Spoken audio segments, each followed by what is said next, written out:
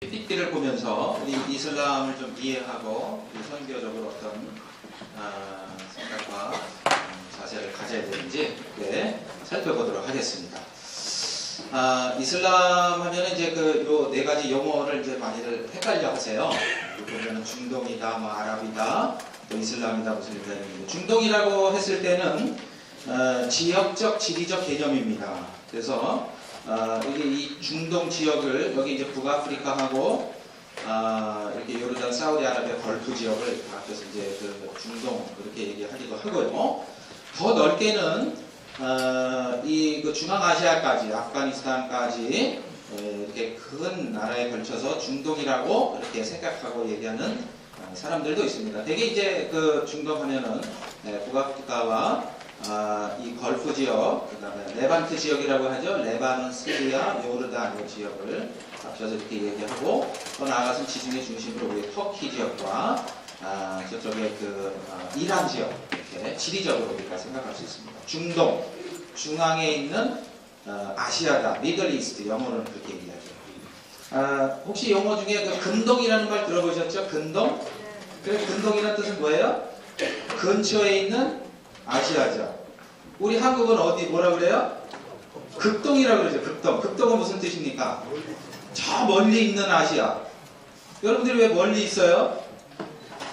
여러분들이 멀리 누가 기준으로 그렇게 멀리 있는 겁니까? 저거 말 만든 사람이 그죠? 누가 만들었어요? 유럽 사람들이 먼저 만들었어요. 19세기 제국주의 시대 때 동인도 회사에서 뭐 기분 나쁘지만 할 수 없어요. 저희는 그런 거 만들 때 외국에 나가지도 못했기 때문에 할 수 없는데 어쨌든 기분은 나빠요. 나쁜 건 나쁜 거니까. 그죠? 그래서 이 말을, 이 용어를 얘기하면서부터 오리엔탈리즘이라는 책이 있어요. 에드워드 사이드라고 하는 학자가 이렇게 모든 것이 제국주의 시대에 현대와 근현대가 이루어지면서 모든 것이 이렇게 체계화가 잡힌 것에 대해서 유럽 사람들, 서양 사람들은 이렇게 아시아 사람들, 또 아프리카 사람들을 이렇게 무시하는, 너희들은 저 끝에 있는 아시아야. 그래서 기분 나쁘잖아요. 그죠? 왜 우리가 끝에 있어요? 지구는 동그란데. 그렇잖아요. 그죠? 거기서 중국 사람들 우리는 중화, 민국 해가지고 우리는 중앙에 있는 나라다 이렇게 했잖아요. 그리고 나머지 자기 빼고는 전부 오랑캐라 그래서 우리 동쪽에 있는 오랑캐 이렇게 얘기했죠. 그죠? 우리도 뭐 한마디 해야 되는데 말할 기회를 놓쳤어요. 그러니까 우리가 하도 어렵게 살아가지고. 할 수 없어요. 지금이라도 잘하면 돼요. 지금은 그래서 하나님 우리에게 역사를 주셔서 정말 선교의 최고의 나라가 됐잖아요. 그죠? 그래서 별로 억울할 것도 없어요. 그 끝에 있어서 안 건드리고 이렇게 해가지고 예수 잘 믿어서 지금 하는데 어쨌든 그렇게 이 중동 지역이라는 나라들이 여러분 보시면 선으로 찍찍 긋는 것 같죠. 뭐 요르단 뭐 이렇게. 그래서 프랑스, 영국, 독일, 뭐 러시아 이런 데서 이렇게 지배를 하면서 그렇게 저기 제국주의하고 이렇게 빠지면서 전부 선으로 자로 짝짝 커가지고 여기는 다른 나라, 여기는 저기 부족별로 이렇게 나라를 전부 세워졌어요. 그래서 영국이 지배하면서 사우디 부족장에게는 사우디라는 나라를 주고, 뭐 요르단 후세인 그 부족에게는 요르단이라는 나라를 주고, 영국에 와서 유학시켜서 공부시켜서 다시 왕으로 보내고, 뭐 이런 식으로 해서 얽히고 설킨 그러한 지역입니다. 그래서 여러분들이 중동에 대해서 좀 잘 아시려면 1900년대 초에 제국주의가 시작이 될 때, 근대 시대가 시작이 될 때 이 중동의 역사를 보면은요, 이 중동에 있는 이 백성들이 참 얼마나 고통스러우면서 식민지 생활을 하면서 힘들게 살았구나라는 것을 알 수가 있어요. 그 마음을 알 수가 있어요. 그래서 우리는 사실은 식민지로 살아왔기 때문에 이들의 어려움들을 조금 느낄 수가 있어요. 그래서 여기 가가지고 이 시대의 얘기를 하고 어려움을 얘기하잖아요. 야, 우리도 그랬어. 우리도 일본이라는 나라한테 식민지 해가 이렇게 하면요, 우리 끌어안고 막 울어요. 같이 그런 슬픔이 있었구나. 우리가 몰랐었는데. 그러면서 이제 서로 친구가 될 수가 있습니다. 그래서 중동이라는 것은 지역적 개념이다. 됐죠? 아랍이라는 것은 뭡니까? 그래서 중동 지역에는 여기 보시면은 국가수가 26개가 있고 인구가 한 4억 정도 있고 그렇습니다. 그 다음에 아랍이라고 하는 건 이제 민족적 개념입니다. 민족은 아라비아 반도에서 형성이 돼서 그 민족이 지금까지 쭉 진행해 온 민족이죠. 물론 아랍 민족이 더 거슬러 올라가면 아브라함의 자손으로 이렇게 연결이 되는 아랍 민족입니다. 그래서 아라비아 반도에서 정착이 된 아브라함 자손 중에 특별히 이스마엘을 그렇게 우리가 지목하지 않습니까? 그래서 정착된 그런 민족인데 아랍은 민족적 그래서 아랍 민족이다 그렇게 얘기를 하는 겁니다. 그래서 아랍어를 사용하고 있고요. 일단은 그 다음에는 21개 나라가 있고 팔레스타인까지 22나라고 자치지구죠. 그래서 3억 5천 명이 있고요. 인구가 그래서 이 1400년 동안 아랍 민족이다라는 이 아랍 사람의 의식이 강해요. 아랍어를 쓰는 사람들. 그래서 이제 그 안에는 물론 이제 베두인족도 있고 베르베르족도 있고 뭐 이렇게 다양한 그런 소수 부족들이 여전히 존재합니다. 자, 그럼 여기서 우리가 생각해 볼 때 이란은 아랍 쪽입니까 아닙니까? 이란 아니죠. 페르시아족이죠. 이란은 아랍어를 쓰지 않아요. 글자는 이렇게 아랍어 같은 거를 빌려다 알파벳은 갖다 쓰는데 이란은 페르시아어를 써요. 이란어가 따로 있어요. 네, 아랍어하고는 달라요. 그 셈 어족이어서 아랍어, 히브리어 이렇게 같지만 이란어는 알타이어 어족이에요. 우리하고 같아요. 그래서 우리나라 사람이요 이란에 가서 선교하면 6개월 만에 그 말을 이렇게 통달할 수가 있을 정도로 굉장히 좋습니다. 그래서 이란에는 한국 선교사님들이 많이 들어가야 되는데 지금 이제 밖에서 못 들어가지만 지금 뭐 10가 정도 안 되죠. 그렇지만 어쨌든 이란은 페르시아족이다. 그럼 터키는요? 터키는 투르크족이죠, 그죠? 민족이 달라요. 아랍 쪽하고 달라요. 말도 다르고. 근데 옛날에는 이제 아랍어를 빌려다가 쓰긴 했지만 다릅니다. 그래서 터키족, 터키도요 알타이어족에서 우리나라 사람이 가서 6개월 배우는 말 서양 사람보다 더 빨리 배워가지고 막 신기해하고 그래요. 우리가 일반말 배우는 것 같이. 그래서 여러분들 그래서 이렇게 좀 언어 배우기가 좀 힘들다 그러시는 분들은 그쪽으로 성경하면 되겠죠? 네, 그렇게 하시면 됩니다. 아랍 쪽이라는 게 그렇습니다. 그래서 이제 이슬람과 무슬림은 어떻게 다를까? 이슬람은 종교예요, 종교적 개념입니다. 그래서 국가수가 57개국이 있어요. 그래서 이슬람을 우리나라에 정식 국교로 한다라는 나라가 57개국이 있다는 거예요. 그래서 한 15억에서 인구는 17억 정도. 이렇게 많은 이유는 저 시골이나 이런 동네들은 애를 낳고 신고를 안 하니까 이게 도대체 몇 명을 낳는지 몰라요. 그래서 이렇게 이 15억에서 옛날에 우리나라도 다 그랬어요. 근데 여기 어르신들 앉아 계신데 한 60년대 이전, 50년대 이전에는 저도 태어나고 생일이 한 2년 늦어서 신고했거든요. 그래서 멀리 저기 동사무소에 가서 하려면 며칠 걸어가야 되니까요. 그래서 태어난 해보다 2년이 늦어요, 저도. 네. 근데 여전히 어쨌든 젊어요. 그래서 이슬람이라고 하는 종교, 정치 합일 이념이 있고, 지금도 이슬람은 사는 데가 그래서 전 근대적인 옷을 입고 있어요. 우리나라에 뭐 50년대 이전에 그런 모습을 하고 있기 때문에 근대적인 모습과 종교는 굉장히 전 근대적인 구약식이에요. 구약하고 똑같아요. 코란, 이슬람 경전. 그래서 그렇게 돼 있고, 아프리카 나라로 이렇게 점점점 이렇게 진행이 되고 있고, 이슬람 국가에서 인구가 가장 많은 나라는 인도네시아인데 저기는 1억 9천으로 기록되어 있고 뭐 한 2억 넘게 이렇게 보는 사람도 있고 그래요. 아까 그런 이유로 파키스탄에도 1억 5천 이렇게. 그래서 인도네시아 사람들이 저희 외국인이 저희 노동자로 많이 들어오는데 이 사람들이 아시아 사람들 우리 한국을 굉장히 좋아하잖아요. 그래서 이 사람들을 아주 들어오면 잘 대해주세요. 그래서 아주 시골에서 올라온 사람들 우리가 안아주고 그러면 좋아합니다. 그래서 기독교에 대해서 우리가 기독교 민다면 깜짝 놀래요. 이렇게 그 서양 종교를 믿냐고 그러는데 잘 설명을 해주시면 기독교에 대해서 관심을 많이 갖고 그렇습니다. 이슬람 인구가 굉장히 늘어나고 있죠. 그래서 아프리카 매년 사하라 사막 남쪽으로는 1km씩 남하하고 있어요. 이렇게 걸프 지역에 석유 많이 나오는 나라에서 지원을 많이 해가지고 이렇게 유학생들 데려다 쓰고 또 지원을 많이 해서 이슬람화가 많이 되고 있습니다. 자, 그럼 무슬림이라는 용어는 이슬람을 믿는 사람들을 이야기합니다. 사람들, 그 이슬람 종교인들. 지금 72억 중에 17억 정도 되고요. 그래서 이 사람들은 태어나면 무조건 호적에 부모가 아버지가 이슬람이면 자식은 무조건 이슬람으로 이렇게 저희가 됩니다. 호적에. 그래서 이게 뭐 시당인으로서 내가 믿기 때문에 무슬림이 아니라 그냥 자기의 그 정체성이 종교 공동체를 속한 저기가 이제 이슬람이다 해서 무슬림이다라고 얘기하는 사람이 많습니다. 옛날에 저희 학교 다닐 때도 초등학교나 어렸을 때도 그랬어요. 너 종교 뭐냐 그러면 우리 엄마 아빠 불교이니까 나 불교요 하고 이렇게 쓰거든요. 그냥 뭘 쓰라 그러니까 써긴 써야 돼요. 이게 국적부예요. 생활비 적부에다.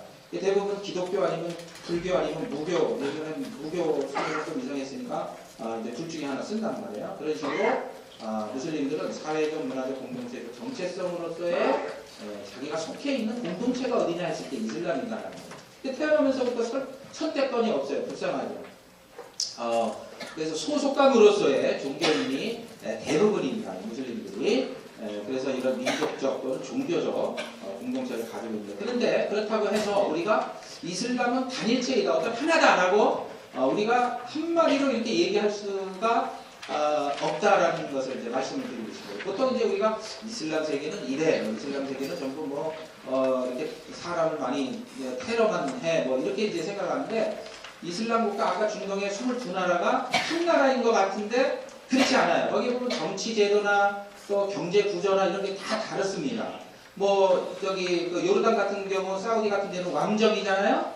근데 이집트는 공화국입니다. 헌법을 가지고 이 나라가 이 운영이 되고 있는 대통령제입니다. 레바논도 대통령제예요. 왕정도 있고 대통령제도 있고, 그러니까 아주 그 정치 제도 이런 경제 구조도요. 뭐 사우디아 뭐 걸프 지역에 있는 나라는 돈이 많이, 소비가 많이 나서 부자로 잘 살고 있거든요. 저희 나라가 2만 불 정도, 2만 5천 불이면 거기는 뭐 6만 불, 7만 불, 뭐 8만 불까지 가는 그런 나라들이. 그러니까 너무너무 막 차이가 이렇게 경제적으로도 나고, 또 못 사는 나라 이집트 같은, 제가 선교사로 있었던 이집트 같은 나라는 GDP 1000불 정도밖에 안 돼요.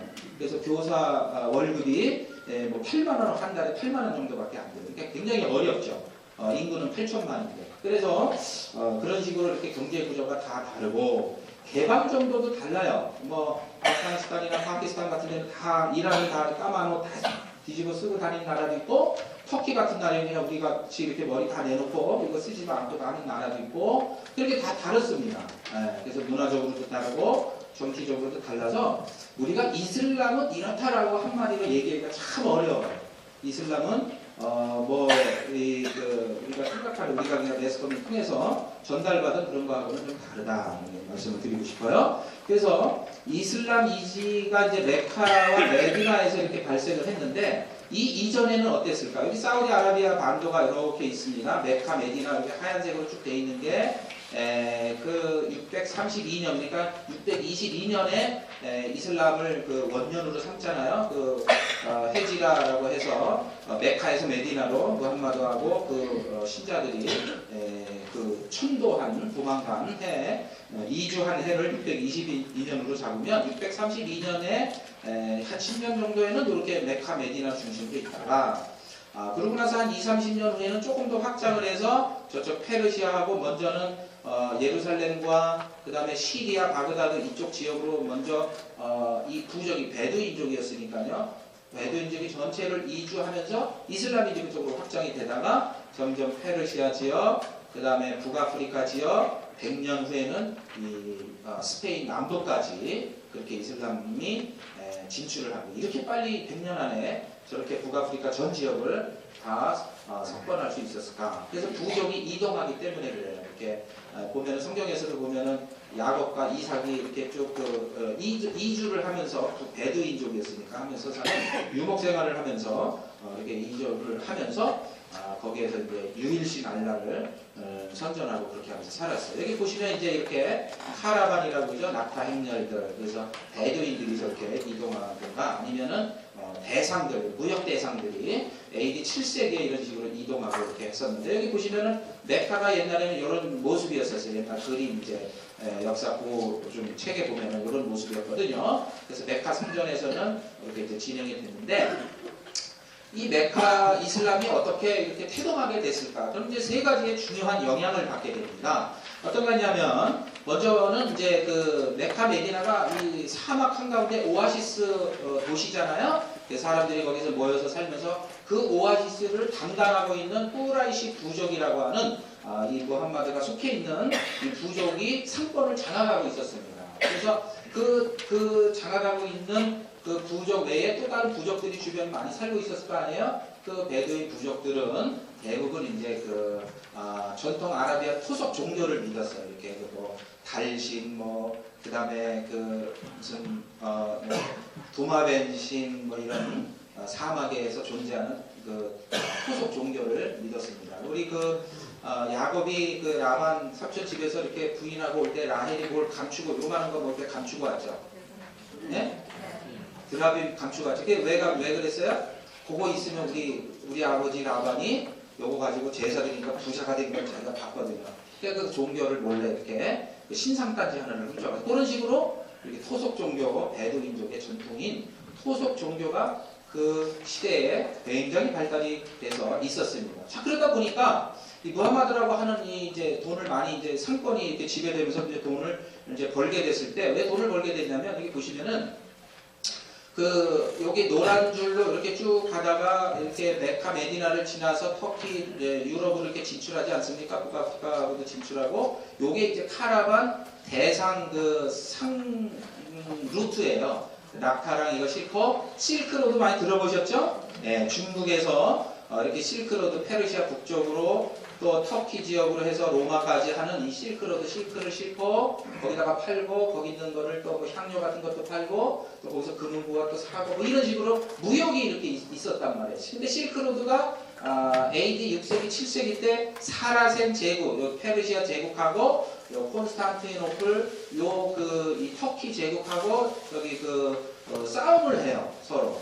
콘스탄틴 제국하고 그러면서 이 대상들은 이 상업하는 사람들은 옛날에 얼마나 용감했어요. 여기를 이제 잘 이렇게 싸울 때 가다가 이제 도저히 막 가면은 이제 다 뺏기고 그러니까 여기를 상권 루트를 이 밑으로 이렇게 돌린 거예요. 노란 줄로 이렇게 바꿔서 상 루트를 갔는데 이제 메카를 들려야 돼요. 그래서 메카를 들린 메카에 뭐가 있어요? 오아시스가 있다고 그랬죠. 그러면 이 지역에서 메카 지역에서 이 카라반 대상들이 상업하는 사람들이 뭐 옛날에 왜 비단이 장수 왕서방 그런 팀들 있잖아요, 그죠? 비단이 장수 왕서방 이거 들어보셨어요? 네, 실크 이렇게 로마까지 가서 팔고 이렇게 하는 그런 식의 사람들이 메카에 와서 오아시스 지역이니까 여기서 이제 여관도 있고 하니까 여기서 쉬고 가는 거예요. 한 달이고 두 달이고. 또 쉬고도 가고 아니면 로마에서 또 대상들이 와서 거기서 물물 교환해서 거기서 장사하고 가고. 그러니까 이 메카라는 데가 상업으로 발달될 수밖에 없죠. 그러니까 돈을 많이 버는 갑자기 이제 부족이 돈이 많아지는 그런 나라가 됐어요. 이 부족이 됐어요. 그래서 거기에서 쭉 이제 상권이 이제 발달하고 여관업도 발달되고 그러면서 각종 사람들이 이 지역에 모여서 이제 상업이 발달되는 메카라는 이런 도시가 발달돼서 형성이 되는데 이때 이제 이 이슬람을 창시한 무함메트라고 하는데 정확하게는 무함마드라고 그래요. 무함마드라고 하는 선지자가 계시를 받고 유일신 사상을 받아들이게 됩니다. 이 유일신 사상이라고 하는 것은 아까도 얘기했던 이 토속 종교 이것저것 있는 미신들을 많이 섬기는데 자기가 계시를 딱 받았을 때는 하나님만 유일신 하나님을 믿어야 되는 게 굉장히 이제 강하게 어필이 된 거예요. 그래서 이제 물론 그것은 유대교에서 얘기하는 유일신 여호와 사상 이것이 이제 영향을 물론 이 무함마드가 받았죠. 그래서 그것도 받고 결정적으로는 계시를 받고 해서 유일신 사상을 주창하고 나옵니다. 그래서 나중에 힘이 있을 때 아까 흑색돌 카바 신전 메카 성전에 있는 모든 이 잡신들 거기다 올려놓고 이제 대상들이 이제 신전을 거기다 모셔놨거든요. 흑색 돌 위에. 워낙 검은 돌 하늘에서 떨어져서 이렇게 있기 때문에. 근데 거기에다가 올려놓은 모든 신상들을 다 제거하고 오직 알라 하나님만 유일신이다라고 주장을 한 게 이제 이슬람 종교가 이제 시작이 된 거예요. 그래서 이제 유대교의 영향이 있고요. 그 다음에는 이제 기독교의 영향이 있습니다. 기독교가 이제 300년대에 해가지고 콘스탄틴 대제가 개종을 하고서 이 325년에 니케아 종교회의라는 것들이 만들어지고 313년에 이 콘스탄틴 대제가 전부 로마하고 전부 자기가 믿던 이 종교를 기독교를 봉인하잖아요. 그래서 기독교 국가가 됩니다. 그 기독교가 국가가 되니까 이제 기독교 국가 안에서도 뭐 교리적으로 뭐 삼일체 교리나 예수님의 인성과 신성 가지고 교리적인 논쟁을 하고 막 이럴 거 아니에요. 복음화가 많이 됐을 때 그렇게 논쟁을 하고 교리 논쟁을 하면서 니케아 종교회의, 뭐 451년에 뭐 칼케돈 종교회의, 뭐 7대 종교회의를 거치면서 이단들을 다 이렇게 지정을 해요. 당신들은 이런 이단이라고 막 처단하고 막 그랬어요. 그러면서 이 이단들이 이제 다 죽게 생겼거든요. 그러니까 어디로 가요? 또 아라비아 반도 쪽으로 메디나 쪽으로 또 도망갔어요. 도망가서 이제 거기서 사는데 자기들 믿는 신앙은 있었을 거 아니에요. 기독교 이단이지만 예수님 이야기도 알고 있고 하면서 그 기독교 이단의 사상이 또 그 이슬람의 그 무함마드에게 흘러들어갑니다. 그래서 코란에 보면은요, 이 세 가지가 그대로 있어요. 그 미신적인 이야기도 있고, 그 다음에 모세 오경의 유대교의 경전, 모세 오경의 한 60% 이상의 소재가 그 모세 오경을 따와서 이렇게 아브라함 이야기, 아담 이야기, 모세 이야기 이런 게 많이 있어요.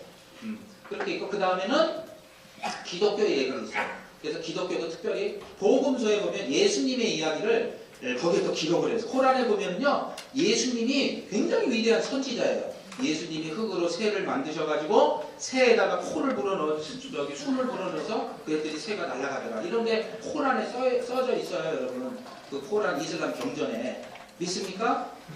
안 믿어요? 예수님이신데 왜 안 믿어요? 근데 그런 게 쓰여져 있다니까요. 그래서 저 무슬림들은 그 예수님에 대해서 선지자로, 최고의 선지자로 그렇게 해서 기억을 해요. 생각하고 존경해요.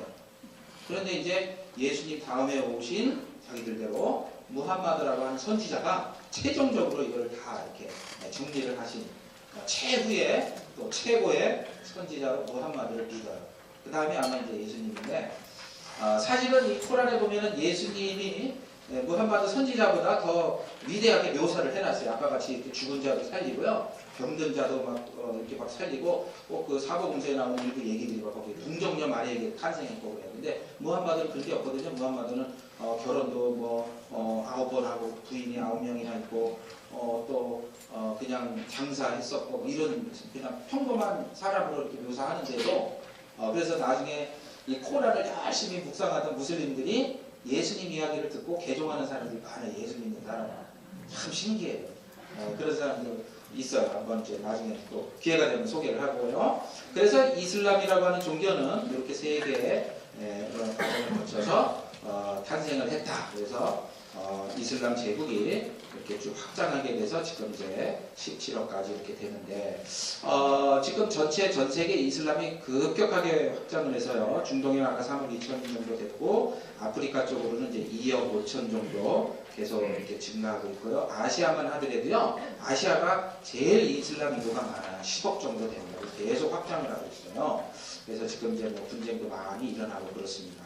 그리고 이제 미국에도요, 북미 미국 해가지고, 미국에도 지금 한 600만 명 정도 거의 가게 있는데, 유대인이 600만입니다. 미국에 사는 유대인이 600만. 그래서 2030년, 2020년 이렇게 지나가면 미국이 굉장히 긴장을 하고 있어요. 유대인의 숫자보다도 이슬람 숫자가 증가하고, 그 다음에 그 흑인들의 숫자가 또 자기들을 능가할 것이다, 이렇게 50% 이상 능가할 것이다 해가지고 이제 긴장하고 이제 그럴 정도로. 그렇지만 이제 그런 이제 그 글로벌 시대에 어쩔 수 없는 그런 추세로 이제 같이 어떻게 하면 같이 평화롭게 살 것을 제도적으로 이렇게 모색을 하고 있는 실정입니다. 그래서 미국에는 이제 병원에도 성경책, 옛날 기도원 성경만 있는 게 아니라 코란도 같이 있고, 호텔에도 있고요. 그다음에 이제 군목, 이슬람 이제 군목 이런 제도도 있고, 상원 회의 때 기도도 하고, 공항에 기도실 생긴 거는 오래전에 이야기도 있어요. 유럽에도 현재 5,200만의 무슬림이 있는데, 프랑스 같은 경우에는요 600만인데 10%예요. 여러분, 거기 이제 금요일날 예배를 드리니까, 그렇지만 주일날 교회 가는 인원보다 금요일날 이렇게 이슬람 사원 가서 예배 드리는 인원이 훨씬 많습니다. 프랑스, 지금 네덜란드도 그렇게 되고 있고요. 영국에도요 160만, 사원이 1,800개 이상 되는 또 이렇게 많고, 독일에도 한 300만 있고, 벨기에, 네덜란드, 신생아의 50% 이상이 이슬람 가정에서 태어나는. 그게 지금 이제 문제가 많이 발생을 해요. 스웨덴 같은 경우도 거의 서양 사람들은 자식을 안 낳는데, 오히려 무슬림 이슬람 사람 가정에서는 자식을 다 하나님이 주신 축복으로 생각을 하기 때문에 피임을 안 하는, 종교적으로 피임을 허락지는 않습니다. 굉장히 이렇게 많이 낳고, 그렇기 때문에 인구의 폭발적인 증가로 이슬람 인구는 계속 이제 증가하고 있다. 이게 이제 제가 회의가 있어서 네덜란드에 암스테르담 갔는데, 한번 이렇게 길을 가다가 이 성전이 있어, 저기 예배당 같이 있어가지고 사진을 딱 찍었는데, 맨 위를 보니까 이게 십자가가 없고 초생딸이 있는 거예요. 그래서 제가 얼른 들어가 봤죠. 이 안에 들어갔더니 아니나 다를까 이렇게 모스크, 이제 이슬람 사원, 원래는 이 반대쪽이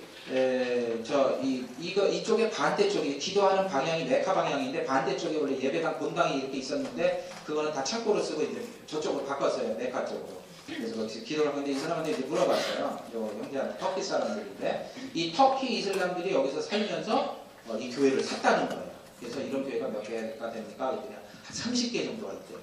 터키 이슬람 사람 암스테르담. 그러니까 그렇게 빨리 급성장하고 있어요. 우리 요 형제가 참 유럽 몇 가지 이제 아버지하고 이렇게 같이 와서 기도 시간에 와서 이제 기도를 했는데 물어봤어요. 그래서 당신들 어떻게 이렇게 교회에서 이렇게 예배를 드리는데 이렇게 교회됐던 곳을 이슬람 사원으로 쓰니까 이상하지 않냐? 뭐 제가 이렇게 물어봤거든요. 그랬더니 막 웃으면서 하는 얘기가 이거 자기 너무 감사하대요. 정말 알라 하나님이 너무너무 왜 그러냐 그랬더니 지금 이게 옛날에 네덜란드는 기독교가 뭐 80~90% 이상 되는 그런 나라였었어요. 그래서 개혁주의가 팽배했던 그런 나라였으니까 근데 지금은 뭐 10%도 교회를 안 가니까 이런 교회장이 전부 팔리는 거예요. 다 유지가 안 되는 거예요. 또 어디로 팔리겠어요? 다 술집으로도 팔리고 디스코텍으로도 팔리고 다 이렇게 이런 식으로 팔려요. 그런 교회를 자기네들이 사서 똑같이 하나님께 예배를 드린다는 거예요. 얼마나 감사해요. 그래서 그 얘기를 가만히 듣고 있으니까 내가 이걸 감사해야 될지 이걸 참 당황스러웠었는데 그럴 정도로 지금 유럽에서는 점점 이렇게 교회당이 이슬람 상황으로 그리고 힌두 상황으로 넘어가고 있는 상황인데 우리가 참 이 하나님의 성전을 정말 이들이 이 성전을 그렇게 헌금해서 지을 때는 얼마나 이 성전이 정말 영원할 거라고 짓지 않았겠어요? 이제 이렇게 지금은 다른 타종교에서 이렇게 넘어간 상황입니다. 이슬람이 한국에도 들어와서 상당히 많은 이슬람들이 이렇게 정착을 했고 이태원 사원에 예배 나오는 그런 모습입니다. 이게 어디일 것 같아요? 아까 그 이태원 사원 안에 기도하는 모습입니다. 그래서 이 사람들이 시간이 되면 이렇게 모여서 예배를 드리고 기도에 하루 5번 하는 그런 시간에 와서 이렇게 기도를 해요. 그 이태원 서울에 있는 이태원 사원에 상당히 많은 무슬림들이 지금 정착해 있고 2030년 되면 이슬람 인구가 지금의 17억에서 22억으로 펑쭉 뛸 것이다 라는 그런 미국 리서치 센터의 통계가 나와 있습니다. 대부분의 이 성장률은 이 출산율입니다. 출산율인데 기독교는 과거에 57년 만에 2배가 됐는데 이슬람 성장은 27년 만에 2배가 돼요. 지금은 더 빠를 수도 있겠죠. 그래서 이런 출산율인데 인구가 저희 나라가 지금 인구가 5천만입니까? 그죠? 5천만에 5020 클럽에 들어갔죠. 그죠? 5천만에 2만 불 시대를 우리가 하면서 한 2년 전인가 굉장히 나라가 시끄러웠어요. 그런데 그 5천만 명 중에는 150만 명의 외국인 3개월 이상 거주한 거주자들의 숫자가 들어가 있는 숫자입니다. 150만. 자, 그런데 통계청에서 또 우리나라 통계청에서 얘기했죠? 2020년, 25년쯤 되면 우리나라 인구가 4,500만으로 줄어들 것이다. 왜? 지금의 출산율로 봐서는. 한국의 출산율이 얼마인지 아세요? 여러분, 이 인구 5천만이 계속 유지되려면 두 부부가 결혼해서 몇 명을 낳아야 이게 유지가 되겠어요?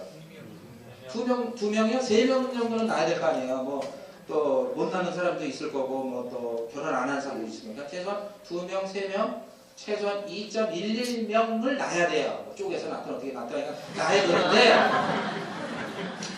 그래야 5천만 명이 이게 유지가 되는데 지금의 출산율이 한국이 얼마인지 아세요?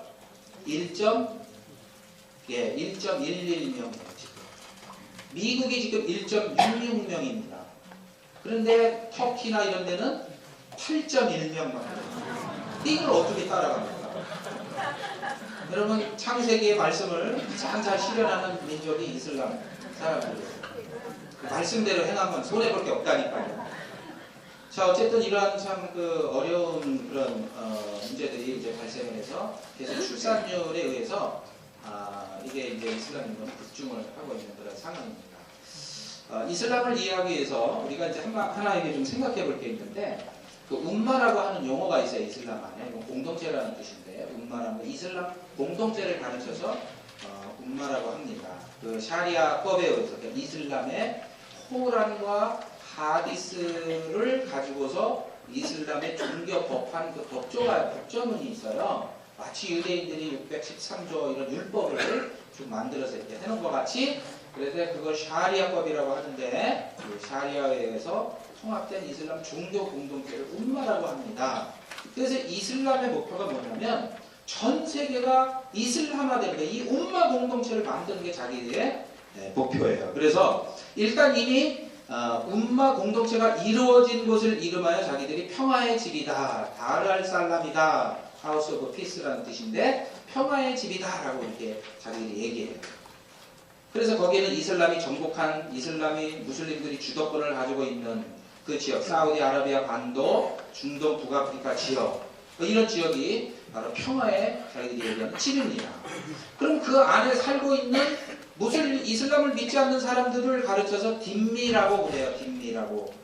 옛날에 과거에 그 터키가 이제 이 독립하기 이전에 거기에 딘미라는 정책을 펴서 무슬림을 믿지 않는 이교도들에게는 세 가지 선택권을 줬다 그랬죠.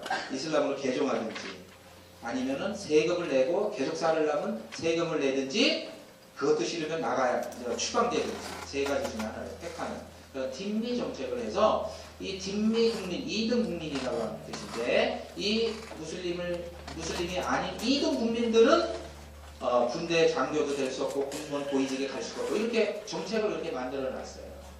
지금도 이슬람 국가에서는 이런 딘미 정책은 없지만, 헌법적으로 정책은 없지만 이런 분위기는 조성이 돼 있어요. 예를 들어서 대학원 가면은 뭐 이집트 같은 경우도 한 10%가 기독교인이잖아요. 교수님이 점수 줄 때 이게 보면은 이게 저 이슬람인지 아닌지 금방 이름에서도 드러나고 복장에서도 드러나고 주민등록증에도 종교란이 있어서 다 보이거든요. 그럼 말만 해보면 다 알아요. 그럼 기독교인이다 그러면 장학금 안 주고 뭐 저 교수 추천 안 하고 뭐 이런 식으로 이렇게 한단 말이에요.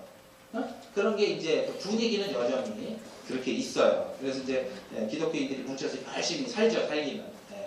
그런 이제 분위기인데, 그래서 이들은 이 평화의 집의 다와 선교와 이 딘미 정책을 통해서 정복해서 전쟁을 통해서 이슬람의 그 정복지로 삼는 것이 이들의 이제 목표예요. 그것이 뭐 미국이 됐든 유럽이 됐든 아프리카가 됐든 아시아가 됐든 호주 반도가 됐든 이런 이슬람의 umma 공동체를 자기들이 전 세계에 펼치는 것이 목표다. 이슬람의 목표가 이렇게 돼 있어요. 그래서 이슬람의 집과 전쟁의 집이 이렇게 나누어져서 있는데, 자, 이것은 우리의 기독교의 목표가 뭡니까? 땅끝까지 이르러 복음을 증거하고 하나님의 이 나라가 이루어지는 게 우리의 또 목표 아닙니까? 그러니까 이슬람과 기독교가 그래서 이렇게 좀 이렇게 가장 민감하게 반응을 서로 이렇게 하는 거죠.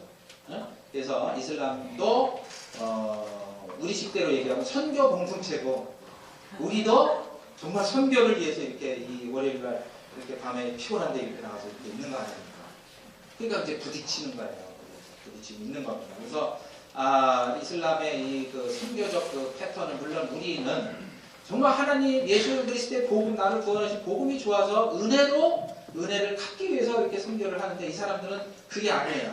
그냥 그게 목표입니다. 왜? 코란에서, 이슬람법에서 자기들의 종교가 명령을 하니까, 알라가 그렇게 명령을 하니까, 그게 이제 목표인 거고, 자기들 선행 쌓기 위해서, 업적 쌓기 위해서, 천국에 가기 위해서 그렇게 하는 거예요.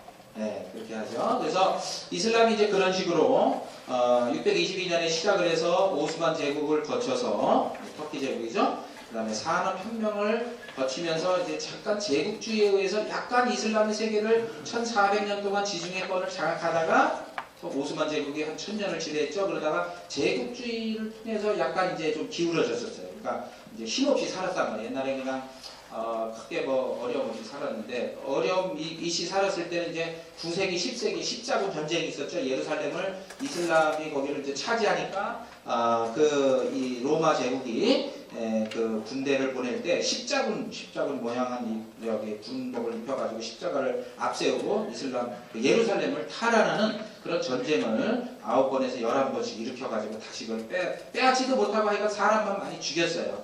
그때 얼마나 많이 사람을 죽였는지, 지금도 이슬람 그 중동에 있는 사람들은 십자군 하면은 이 크루세이드라고 하는 용어를 굉장히 아주 민감하게 반응합니다. 기독교 인들이 우리를 그렇게 무참히 그렇게 학살하고 그랬다는 거를 지금까지 그렇게 말을 하고 그래요.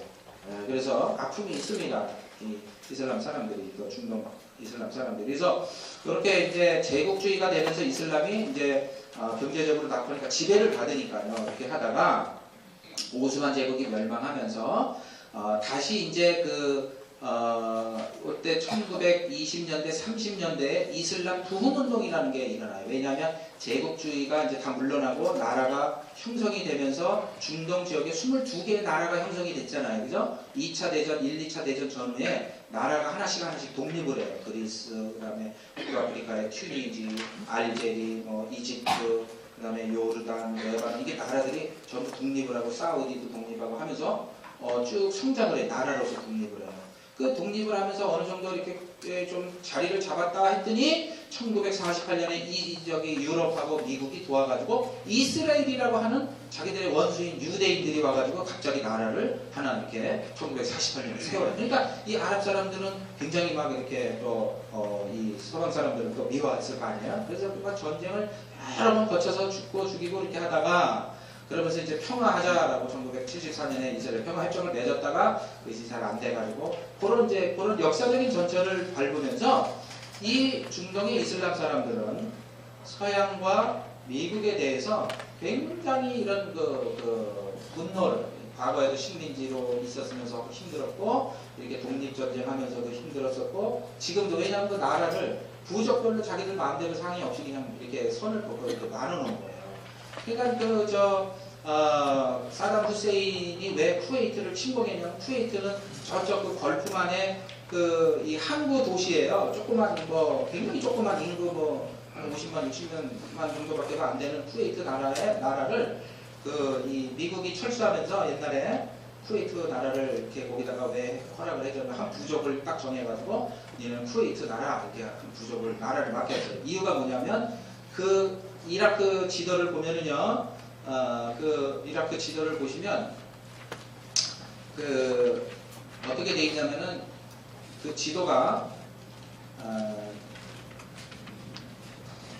여기 보시면은 이라크가 이렇게 돼 있지 않습니까? 쿠웨이트가 여기 끄트머리 이렇게 있어요. 이 바다의 항구를 이라크한테 주지 않으려고. 왜냐하면 이라크라는 나라가 굉장히 아주 바벨론 대제국의 후예들이어서 미국이 굉장히 아주 이렇게 무시무시하게 생각하고 있는 그런, 옛날에는 과거에는 아수르 민족이었잖아요. 그러니까는 요 항구 도시 쿠웨이트라는 걸 세워줘서 이라크의 그 항구 이 바다로 진출하는 것을 끊기 위해서 그렇게 쿠웨이트라는 나라를 미국이 이제 세워줬다. 이런 식으로. 그러니까 이제 이라크가 이 미국에 대해서 굉장히 이제 반감했고 그런 악감정이 이렇게 있었던 거죠. 그러니까 제국주의가 물러나면서 나라가 형성되면서 그런 이유들로 해서 이게 쭉 역사적인 전철을 밟게 됩니다. 자, 그러면서 그 안에서 이제 민족주의 운동과 이슬람 부흥 운동이라는 게 일어나요. 그래서 1928년도에 하산 알 반나라고 하는 사람이 이 초등학교 이집트의 한 조그만 도시에 살았던 초등학교 교사 선생님이에요. 선생님 출신인데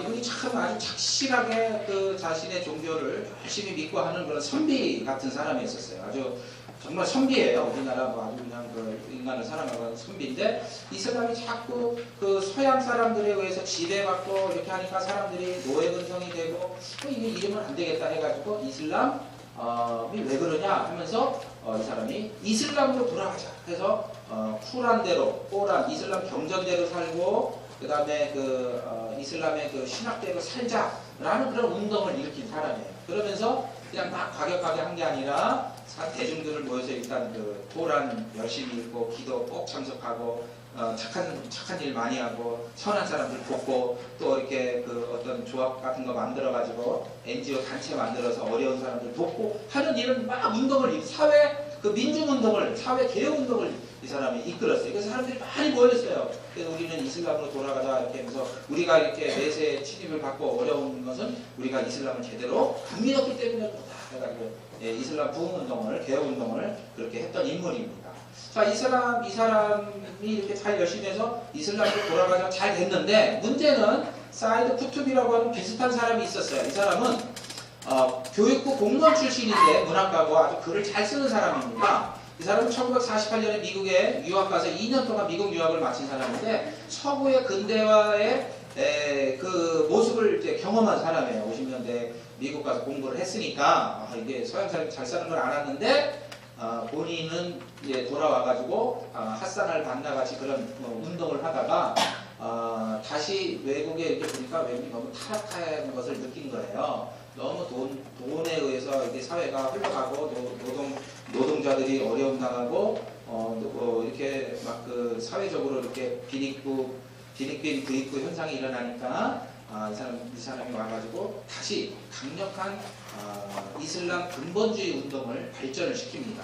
그래서 무슬림 형제단을 창시한 핫산 알반나라고 하는 사람의 뒤를 이어서 무슬림 형제단을 사상적으로 하나의 책을, 이정표라고 하는 책을 쓰는데, 이 사람이 이제 무슨 얘기를 했냐면, 이 사람이 이제 1966년에 감옥에 갇혔다가 사형당해서 죽어요. 이 사람이 너무 큰 영향을 미쳐가지고, 말하자면 이제 운동권이에요. 운동권인데, 우리나라에도 운동권이 두 종류가 있어요. 이렇게 폭력을 사용해도 되는 운동권이 있고, 그게 자꾸 평화적 시위, 간디같이 평화적 시위만 하자라는 그런 부류가 있고, 그래요. 다 사상이 다른데, 핫산을 반나는 간디 같은 형태고, 사이드 쿠투브는 아주 과격하게 폭력을 사용해서라도 우리의 목적을 성취해야 된다는 그런 이론가였었어요. 그런 이론을 계속 정립을 해가지고, 이슬람이 어떤 이론을 했냐면, 하나님이 코란에 보면은 이슬람을 반대하거나 이슬람의 확장을 핍박하거나 반대하는 자들은 무력을 사용해서 공격을 해도 좋다라고 이런 이론을 이 사람이 만들었어요. 그래서 이 사람의 책이 급속도로 그 입맛에 맞는 사람들한테 급속하게 퍼진 거예요. 그래서 이게 나중에 알카에다나 지금의 IS라고 하는 사상적 그런 종교인이 어떻게 사람을 저렇게 잔인하게 죽일 수 있나, 바로 여기에 이 사람의 영향을 받아가지고, 그렇게 내가 이슬람을 위해서, 알라를 위해서 폭력을 사용하는 것은 알라의 뜻이다, 이렇게 이제 자기가 얘기를 한 겁니다. 그래서 이 사람의 사이드 쿠투비라는 영향을 받아가, 이 사람의 영향을 받아서 지금 이 과격분자들이 이렇게 있는데, 그 내용이 뭐냐면, 코란에 보면요, 그 메카 계시가 있어요. 메카 계시가 있고 메디나 계시가 있는데, 메카는 코란이 전체 114장으로 이루어졌어요. 그런데 거기에 86장은 6개 장은 기독교인과 유대인과 우호적으로 잘 지내라, 이렇게 표현이 돼 있어요. 메카에서 계시받은 계시에는. 예를 들어서 코란에 보면, 코란 26장 2절에 보면, 코란을 믿는 자들이나 구약을 믿는 자들이나, 유대인이죠, 그리스도인들과 천사들을 믿는 사반들이나 그 다음에 알라 내세를 믿고 선행을 행하는 자에게는 주님의 보상이 있을 것이다 하면서, 구약을 믿는, 모세오경을 믿는 사람들, 그리스도인들은 다 똑같다, 이렇게 얘기했거든요. 종교에는 강요가 없나니 진리는 암흑 속에서부터 구별되느니라. 사탄을 버리고 알라를 믿는 자는 끊어지지 않는 단단한 동아줄을 잡아놓으라 하면서, 이렇게 이제 코란장에는 그렇게 해놨거든요. 그런데 이게 메디나로 천도해가지고 거기서 계시를 받았을 때는 조금 이 무슬림이 아닌 자들, 그러니까 기독교인과 유대인들에게는 과격한 표현을 이렇게 써요. 예를 들어서 성서의 백성들, 기독교인이나 유대인들이라 하더라도 항복하여 인두세를, 세금을 지불할 때까지 그들에게 대항하여 싸우라, 이렇게 이 표현이 나올 때가 이제 630년 40년대에 이 계시를 받은 내용이거든요. 그리고 또 너희가 발견하는 불신자마다 살해하고 그들을 포로로 잡거나 그들을 포위할 것이다, 이런 것들을 자꾸 코란에서 내용을 내서, 우리는 이슬람을 공격하거나 반대하거나 이 이슬람 종교가 확장되는데 거친 것들을 폭력을 써서 우리가 막을 수 있다, 공격할 수 있다, 이렇게 이제 이론적인 제시를 한 사상가가 돼버렸어요. 그래서 이런 근본주의 이슬람 운동이 쭉 그렇게 무슬림 형제단, 물론 그 이전에도 조금 있었지만 본격적으로는 무슬림 형제단을 통해서 이렇게 쭉 진행이 되면서 이런 이슬람권의 이런 그 현상들이 쭉 진행이 됩니다. 그러면서 대표적인 이슬람 그 근본주의자들, 원리주의자들, 그 무장 투쟁하는 그 종교 그룹, 정치 그룹이죠. 그 그룹은 알카에다와 이슬람 국가라고 하는 대표적인 단체가 있는데, 알카에다는 잘 아시는 대로 이제 88년에 이제 출발해서 빈 라덴 잘 아시죠? 그래서 이렇게 쭉 이런 지도자에서 이렇게 이용하고, 사실은 이 사람들이 옛날에 조성이 된 거는 소련을 대항하기 위해서, 소련이 이제 개방화되기 전에 90년대 이전에 소련에 대항해서 이슬람 국가를 제거하는 그 역량으로 미국의 지원을 받아서, 유럽의 지원을 받아서 이런 무기 공급받고 해서 형성된 그런 자들이었었어요. 소련을, 그러니까는 미국하고 유럽이 소련을 이렇게 견제하기 위해서, 우리나라도 이렇게 마찬가지지만 이렇게 이슬람권에서는 저렇게 이제 알카에다 그룹들을, 또 탈레반 그룹들을 지원을 해서 재정도 지원하고 군사 기술도 가르쳐주고 무기도 제공하면서 소련을 이렇게 대항하라고 이렇게 했는데, 나중에 이제 이 그룹들이 미국이 이제 결벌을 하니까 미국을 이제 공격 대상으로 삼은 거죠. 이슬람 국가는 마찬가지인데, 이슬람 국가는 2003년에 형성이 된 건데, 90년에 그 알자르카이라는 사람이 순니파에 의해서, 순니파 극단주의예요. 그래서 이슬람 국가를 이제 비슷한 이유로 형성을 하게 되는데, 이 이슬람 국가는요, 1999년에 창설된 유일신과 성전이라는 것이 원래는 이제 이전 원 단체입니다. 그래서 원래는 이라크에서 존재하는 알카에다 그룹이었었는데, 알카에다에서 독립을 해버렸어요. 독립을 해서 여기에 보면은 옛날에 김선일 씨라고 피살된 했던 그런 무장단체인데, 이 그룹들은 순니파라고 하는 것은 이슬람 종교에서도 시아파 말고 정통 코란과 경전을 따르는 자들, 정통주의자들이에요. 순니파가 이제 이슬람에서 90%가 순니파인데, 순니파 사람들이었었어요. 이렇게 쭉 이게 진행을 하면서 2011년에 미군이 철수되면서 이슬람 국가라고 하는 이름으로 북이라크와 그 다음에 시리아의 일부 지역을 자기들이 거기에 이슬람 국가를 세우겠다라고 하면서 등장한 그룹입니다. 이 그룹 지도자는 현재 바그다드라는 1971년생 젊은 지도자인데 40대 중반밖에 안 되죠. 이라크 사람이에요. 원래 이라크 사람이고, 바그다드 대학에서 이슬람학 석사, 박사를 한 출신 아주 석학입니다. 종교학 석사예요. 이슬람학 석박사입니다. 똑똑한 친구죠. 2005년에 미군에 체포돼서 2년 동안 감옥 생활을 합니다. 그때 감옥 생활하면서 많이 이제 고문도 당하고 그랬겠죠.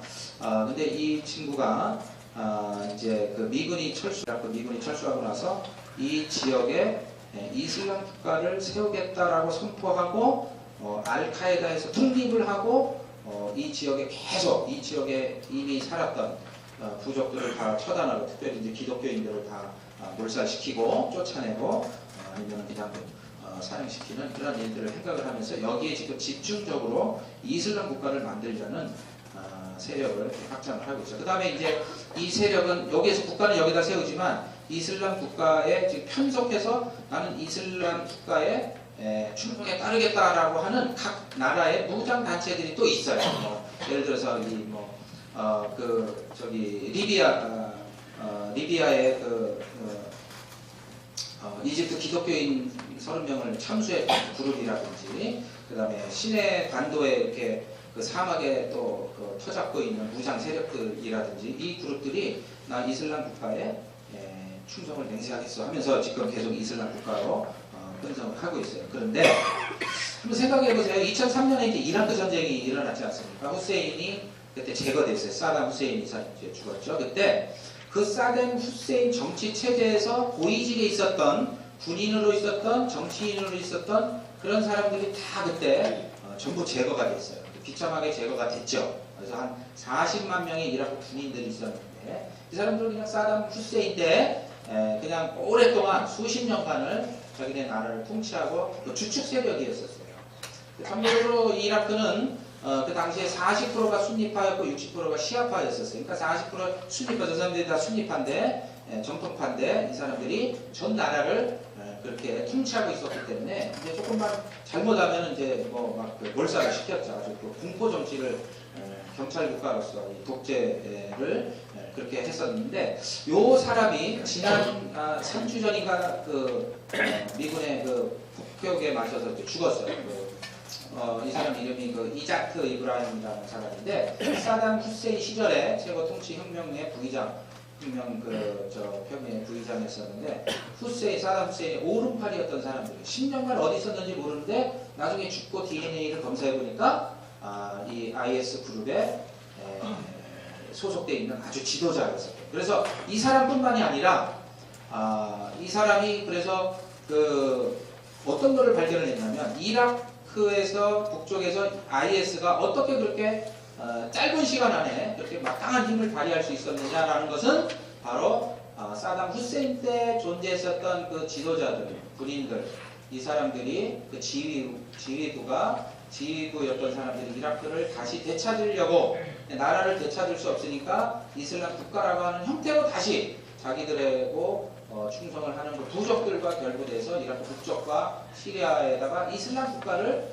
형성하면서, 여기에다가는 우리는 철저히 이슬람을 신봉하는 그런 국가로 만들겠다, 이제 이슬람 국가라고 하는 것을 만들었는데, 후세인 시절 군부 세력들이 여기에 많이 가담돼서 그렇게 빠르게 확산될 수 있었다라는 거예요. 그래서 IS 후세인 정권 때 군부 세력이었던 이 많은 사람들이 이렇게 후세인 때는 이런 직책을 갖고 있었다가 이라크 군 장성들, 정보장교 같은 사람들이 현재로서는 이 IS라고 하는 이 그룹에 이렇게 고위직에 있으면서 지금 IS 세력을 운영하고 있다라고 그렇게 얘기하는 거죠. 그런데 우리 지도자 아까 71년생 이야기도 들었었지만은 2년 동안 미군에게 이렇게 이제 저기를 당하고, 사실은 미국이 거기에 빠져나가기 전에 이렇게 사담 후세인 때 지배 세력이 거기에 정착을 할 수 있도록 사실 도와줬었어야 되는데, 그걸 도와주지 못했고 미처 이걸 생각을 못했던 거죠. 그 사람들은 정말 몇십 년 동안 자기의 털을 잡고 살았던 곳에서 완전히 정말 비참하게, 지금 IS가 이렇게 하는 것 같이 자기들이 내려 당하면서 동료들이 그렇게 비참하게 죽는 것을 보고 이제 몸을 피해 있다가 이런 IS 그룹이 생기니까 적극적으로 가담을 해서, 이 사람들이 다 옛날에 국가 정책을 다 하던 사람들이니까 예를 들어서 모술에 은행 같은 거 털 때 그렇게 어렵지 않았어요. 금방 길도 가르쳐주고 방법도 가르쳐주고 석유 팔고 하는 것도 지금도 이 사람들에 의해서 이런 동조하는 나라들하고 지금 석유 팔아서 그렇게 막강한 재력을 지금 가지고 이슬람 국가라고 하는 세력을 잠시 유지하고 있죠. 말하자면 IS 괴물이 탄생을 하게 된 겁니다. 그러니까 그런 괴물이 왜 생겼느냐, 이러한 역사적인 그런 과정을 거쳐서 생겼다라는 거예요. 여러분들 참수할 때, IS 그룹이 참수할 때, 포로들 참수할 때 오렌지색 옷을 입히죠. 왜 오렌지색을 입히냐면, 미군이 이라크 전쟁을 일으키면서 또 탈레반들 이렇게 가져가면서 쿠바 남쪽에 있는 섬이 관타나모라고 하는 섬이 있어요. 거기에 이제 수용소를 해놓고 거기에다가 이제 가둬서 하는데, 그 죄수들한테 오렌지색 옷을, 죄수복을 입혀서 죄수로 다 고문하고 막 이렇게 합니다. 그래서 이제 세간에 이렇게 알려졌잖아요. 그러면서 거기에 대한 반항을 하는 거예요. 이 IS가. 미국 똑같이 오렌지색을 입혀서 자기들의 적은 전부 이렇게 하는데, 이 사람들이 이제 뭘 모르는 거죠. 착각하는 거죠. 이슬람일지라도, 무슬림일지라도 자기들을 반대하면은 다 그냥 처단을 하는 거예요. 그러니까 이제 지금 아주 이상한 괴물이 잠깐 탄생을 합니다. 그런데 문제는 여기에 지금 전투요원이 2, 3만 명 정도 되는데, 서양 전투원도 한 3, 4천 명이 지금 계속 늘어나고 있어요.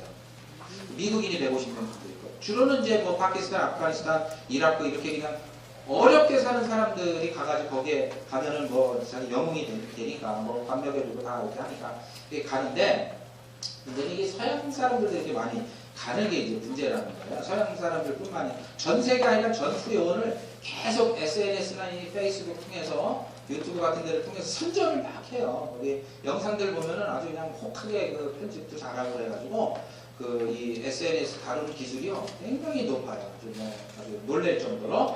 중국 사람들 또 우르무치라고 중국 서쪽에 한 3, 4천만 명의 무슬림들이 살고 있는데, 거기에 있는 무슬림들도 중국 사람들, 중국 정부에 하도 핍박을 받으니까 아예 300명씩 IS에 가담해서 자기 합류하고 막 이런 지금 그런 사람들이 계속 모이고 있는 거예요. 그래서 뭐 스웨덴 정부도 자기 조사해 보니까 300명이 이렇게 가담을 했다고 그러고 뭐 프랑스에서도 400명이나 그렇게 가담을 했다고 그러고 그래서 가만히 보니까 이 사람들 보니까 유럽 이민자 출신들이 너무 이제 주로 이제 그런 사람들이에요. 뭐 알제리나 모로코나 이런 데서 리비아나 이런 데서 아주 그냥 저기 파리나 저기 프랑스나 이런 데 선진국에 와가 살면서 그냥 슬럼가를 이루면서 비참하게 살고 있는 거예요. 자기는 몰랐는데 자기 부모들이 자기를 데려가서 거기서 낳아서 거기서 자라보니까 이거 우리 부모들 나중에는 어렸을 때 몰랐는데 조금 10대, 20대 막 그 사춘기 때 보니까 자기 부모들이 너무 비참하게 살고 있거든요. 그래서 백인들은 그냥 너무너무 그냥 막 뭐하게 잘 살고 있는데 그러니까 거기에 대해서 계속 그냥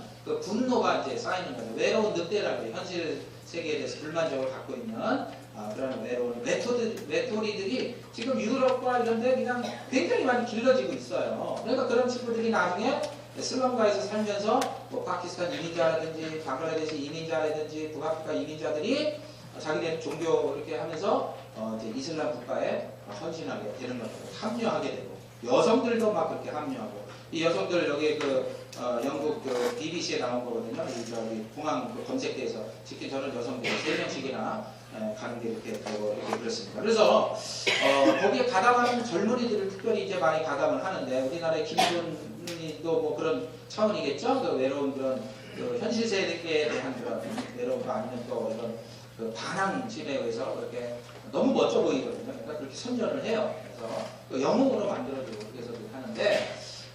그래서 우리가 한국에 들어와 있는 이런 이태원이나 또 여기 대구든 어디든 외국인 노동자들을 우리 교회가 품지 않으면 이런 외로운 외톨이들은 계속 재생산이 돼요. 그러니까 잠재적인 IS 대원들을 그 나라에서 계속 양성이 되고 있다는 거예요. 제가 이제 이태원에 이제 우리 선교사님이 사역을 하는 분이 있는데 거기에 가서 이제 그런 얘기를 들었어요. 거기 가보니까 그 어떤 때 보면은 그 이제 그 한 7살, 8살 꼬마 아이가 이렇게 뭐 이제 히잡도 쓰고 뭐 그런 아이가 있어요. 그런데 이렇게 가면은 길 가면 학교 갔다 오잖아요. 그래서 자기 애가 뭐 이슬람 아이들도 모르잖아요. 부모가 거기서 사니까 자기도 사는 거니까 오늘 이렇게 길을 가는데 어떤 아저씨가 이렇게 이제 약주를 한잔 하셨는지 딱 길을 막고 딱 너 거기서 그러더니 너 이슬람이지? 너 IS지? 너 니네 나라 가! 막 이렇게 소리를 막 지르고 그러니까 애가 막 패닉이 돼가지고 막 울고 막 그렇게 그런 일도 있고 막 그렇습니다. 이렇게 그 아이들이 그런 모습으로 이렇게 자라면 이 IS에 가담하지 않으리라는 법이 없는 거고요. 그리고 저희 그 선교사님 한 분 중에 아는 분이 거기에 그런 아이들을 한국말이 안 되니까 학교에서 왕따 당하고 애들이 학교를 안 가요. 그래서 이제 그래갖고 이제 방과후 학교로 한글 수업을 가르치거든요. 근데 한 12살쯤 터키 아프가니스탄인데 12살쯤 됐는데 애가 어디를 간다고 인사를 하는 거예요. 마지막으로 저 어디 가냐니 터키를 가는데 터키 왜 가냐 했더니 누가 어떤 이슬람 어떤 돈이 많으신 분이 자기 장학금을 내서 공부를 하러 간대요. 그래서 이제 공부를 하러 그 학교를 나중에 알아봤더니 거기에 그런 원리주의 학교인 거예요. 그런 이제 나중에 뭐 무장투쟁 할 수 있는 그런 사람도 극단주의자들이 원리주의자들이 운영하는 그런 이슬람 학교로 유학을 간다는 거예요. 그러니까 그런 친구들, 그런 아이들은 나중에 그렇게 감감을 갖고 있었는데 그런데 가서 이 사상이 무장돼 갖고 오면은 또 IS 대원이 되는 겁니다. 그래서 우리가 그런 사람들을 품지 않으면 그렇게 이제 어려움이 있는 거죠. 그래서 이 김군 같은 경우도 이제 실적이 되는데 이 친구도 이 분석을 해보면은 지금 이제 IS 김군이 터키에서 실종된 김군이 IS 훈련 중이라고 그랬잖아요. 가치관이 덜 성숙되고 있는 그런 사회에서 존재감을 못 느끼고 그런 운동형 외톨이로 살다가 우리 기존 사회의 환멸을 느끼고 특별히 이제 우리 OECD에서 우리나라가 청소년 자살률이 제일 높잖아요. 이런 지금 우리의 상태가 사회적으로 문화적으로 또 교회가 그걸 품지 못했을 때 일어나는 그런 반증적 현상으로 참 이거 우리의 책임을 사실 많이 느껴야 됩니다. 왜 IS에 저렇게 가지라고 했을 때 우리는 이상하게 생각할 수 있지만 그런 사회적인 문화적인 아이들이 정말 제대로 인간답게 살 수 없는 이런 분위기가 조성이 되니까 오히려 아이들이 이전 사회의 환멸을 느끼고 그렇게 가담하는 그런 현실적인 우리의 아픔인 거예요 사실은. 그래서 사실은 뭐 이슬람이 들어오는 거는 뭐 당연한 거잖아요. 우리 인구는 줄어들고 외국인 노동자들이 필요해서 경제적인 논리에서 어차피 들어오는 거지. 그 사람들이 뭐 막 와가지고 뭐 우리를 어떻게 하려고 들어오는 게 아니라 우리가 초청해서 들어온 거, 비자를 내줘서 들어온 거니까. 그래서 이러한 부분들을 우리가 한번 생각을 해봐야 됩니다. 그러면서 이 IS 그룹하고 알카에다 그룹이 계속 경쟁을 하고 있어요. 두 개가 똑같이 이제 뭐 옛날 이슬람 국가로 돌아가자 그렇게 얘기를 하면서 이 케냐의 그 대학에 그 지난 4월 2일날 테러 있었죠. 148명이 사망을 했는데 이게 이거를 행적을 일으킨 자들이 그 알카에다 하부 조직인 알샤바브라고 하는 조직, 알카에다 편에서 지원하는 자들이었었어요. 그리고 이 알샤바브의 그 프랑스 언론사 테러 했죠. 12명이 사망한 그 샤를리 에브도라는 언론사. 요것도 이 언론사가 이제 무함마드 그 거의 신적으로 여기는 무함마드를 이렇게 만화에 이렇게 조롱 만화를 이렇게 해가지고 그 두 젊은이가 세 명이 그렇게 총 들고 들어가서 다 이렇게 사람을 죽이고 그렇게 했는데 이 알제리 이민자 출신이에요. 아까 얘기했던 그 현실 세계에 불만족을 갖고 있었던 청년들이죠. 그 사이드 푸아치하고 셰리프 푸아치는 둘이 형제입니다. 34살, 32살. 형제가 들어가서 그렇게 총 쏘고 자기들 이렇게 죽은 거예요.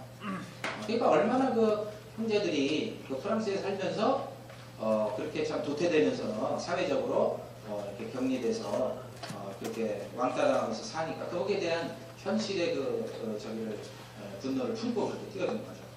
그런 실정입니다. 근데 이 그룹이 바로 알카에다랑 연관된 그룹입니다. 그다음에 이 리비아의 그 콥틱 기독교 참수한 이 그룹은 IS 그룹입니다. 그러니까 이게 무슨 얘기냐면 이제 가만히 보니까요, IS하고 알카에다가 경쟁을 하고 있어요. 큰 일을 막 일으켜서 자기들의 이 존재를 나타냅니다. 왜? 자꾸 사람들을 끌어들이려. 네, 그렇게 해서 하는데 이런 그 테러들이, 그러니까 이 그룹들은요 아주 그 종교라고 하는 것을 자기들의 정치적인 목적을 위해서 활용하는 아주 참 우리가 참 받아들이기 힘든 그런 자들입니다. 그래서 요 그룹들이 지금 이렇게 세상을 아주 혼란스럽게 하는 그런 상황입니다. 그래서 이렇게 현대 이슬람은 복잡하고 다양한 그러한 형태로 진행이 되고 있어요. 그래서 17억 중에 이런 그룹이 뭐 0.01% 정도도 안 돼요. 사실 극소수인데 대부분은 이제 종교인으로서의 이슬람을 믿는 대중 이슬람, 민속 이슬람, 신비주의 이슬람 이렇게 되는 건데, 이 종교주의 원리주의, 종교 원리주의자들이 문제죠. 종교 원리주의자들도 아주 순수 그냥 무장 투쟁 안 하고 이렇게 사람 안 죽이고 그냥 시간만 열심히 하려는 종교 원리주의자들이 있는가 하면 이렇게 근본주의 정치 이데올로기를 가지고 있는 이런 무장 투쟁하는 IS 그룹이나 알카에다들은 이 사람들이 이렇게 세상을 혼란스럽게 하고 있는 겁니다. 여러분, 이 카바 신전 아까 사진에서 봤던 것보다 이제 지금 현대에는 이렇게 이런 모습이었는데 이렇게 이제 화려하게 됐죠, 그죠? 카바 신전, 이슬람 사우디 메카에 있는 신전입니다. 옛날 한 150년 전만 해도 이런 모습이었는데 지금 이렇게 많이 바뀌었죠. 이쪽 보세요.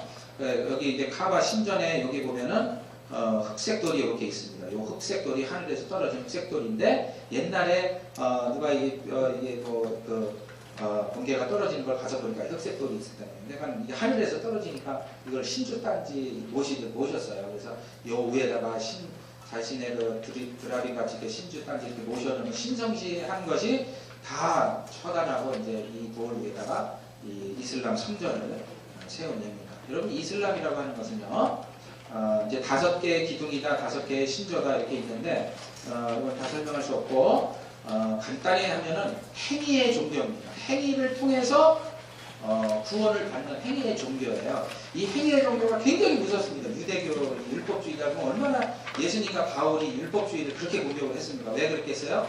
사람이요, 이 율법 조항을 지켜서 내가 하나님께 나는 옳은 사람이다라고 하는 자의 의식이 생기는 거, 이거만큼 무서운 종교가 사실 없어요. 이 기독교 안에도 있어요. 내가 오늘 내가